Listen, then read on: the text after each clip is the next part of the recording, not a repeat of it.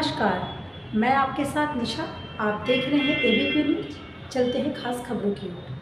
मुख्यमंत्री योगी आदित्यनाथ ने आज बिजनौर में चुनावी सभा को संबोधित करते हुए कहा कि बिजनौर लोकसभा आरएलडी प्रत्याशी चंदन चौहान और नगीना सुरक्षित सीट से प्रत्याशी ओम कुमार के लिए वोट की अपील करता हूं। मुख्यमंत्री योगी आदित्यनाथ ने महात्मा विदुर की धरती को नमन करते हुए कहा कि अब की बार बिजनौर लोकसभा प्रत्याशी चंदन चौहान के सिर पर जीत का चंदन जरूर लगाना चाहिए। ओम कुमार नटहोर ने हमारे विधायक है। ओम कुमार जो कि नगीना लोकसभा सीट से लोकसभा प्रत्याशी है, लगातार ये जनता के बीच में रहते हैं और उन्हें आप वोट देकर जीतने का काम करेंगे। अभी नामांकन की प्रक्रिया शुरू हुई है। हम लोग पहले चरण में लोगों के बीच में रह रहे हैं और साथ में युवाओं और जनसभाओं में भी हम जाएंगे।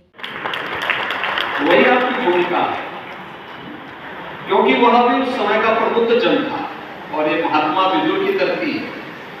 तो महात्मा विदुर की धरती पर आपका आशीर्वाद हमारे दोनों प्रत्याशियों को प्राप्त हो।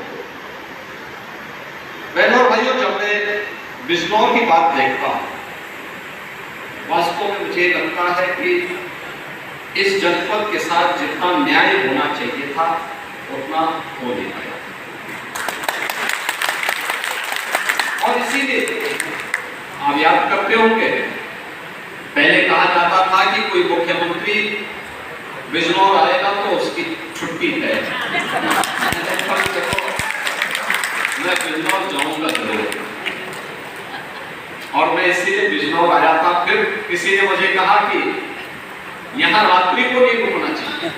मैंने कहा रात्रि को भी रुकूंगा। और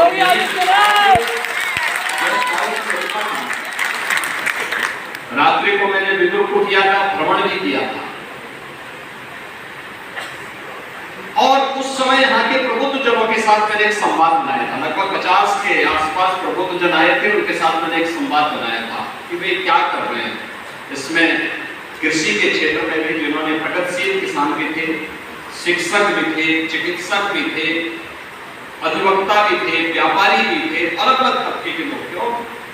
कितना पोटेंशियल है जनपद। मैं देखकर पहुंचा था किस तथ्य को कभी भी सामने रखने का प्रयास नहीं किया,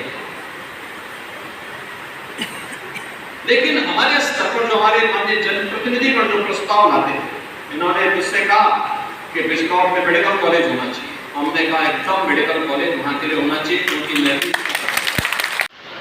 कि यह बात समाज को बताने की आवश्यकता है। प्रदेश हो या देश, लोग वही थे, देश वही है, प्रदेश वही है, केवल सरकार बदली और कार्यशैली बदली। आज आप देख रहे होंगे, आज यूपी में कर्फ्यू भी नहीं है, दंगा भी नहीं है। आज यूपी में बेटी और व्यापारी दोनों सुरक्षित है। पर्व और त्योहार शांतिपूर्ण तरीके से मनाए जा रहे हैं, कहीं कोई अराजकता नहीं है। अयोध्या धाम में आप देख रहे होंगे और काशी में, काशी विश्वनाथ धाम में अब तक 2 करोड़ लोगों ने पिछले 2 महीनों के अंदर दर्शन कर लिया। लोग नहीं आना चाहते थे, आज पूरा देश आने के लिए प्रतिदिन अयोध्या में 1 लाख, 1.5 लाख, 2 लाख तक श्रद्धालु वाले दर्शन करने। ऐसे ही काशी में भी इतने लोग प्रतिदिन आ रहे हैं। अनुमान करिए, जहां पहले कोई नाम सुन के करता था, आज लाखों की संख्या में आ रहे हैं लोग, दर्शन कर रहे हैं, सुरक्षित माहौल में वापस आ रहे हैं। व्यापारी का व्यापार फल रहा है, पूरी मजबूती के साथ वो अपने कार्यक्रम को आगे बढ़ा रहा है। और इसी में मोदी जी ने भी संकल्प किया है, विकसित भारत। मोदी जी का संकल्प है विकसित भारत की परिकल्पना को साकार करना, और संकल्पना के साथ हर भारतवासी को जोड़ना। विकसित भारत बनेगा कब? जब उत्तर प्रदेश विकसित होगा, और उत्तर प्रदेश तब विकसित होगा जब केंद्र में भी और प्रदेश में भी एक जैसी सरकार होगी। और उत्तर प्रदेश के विकास के लिए क्या है? विकसित उत्तर प्रदेश के लिए विकसित बिजनौर भी चाहिए। चौहान ओम कुमार का भी विजयी होना आवश्यक है। बेहतर कनेक्टिविटी होगी, मेडिकल कॉलेज की सुविधा और बढ़ेगी, उद्योग खुलेंगे, नए निवेश आएंगे, रोजगार का सृजन होगा, नए संस्थान बनेंगे और यहाँ की पुरातन पहचान को उपलब्ध कराने में हमें मदद मिलेगी। और आज इसी के आह्वान के साथ मैं आपके बीच में आया हूँ।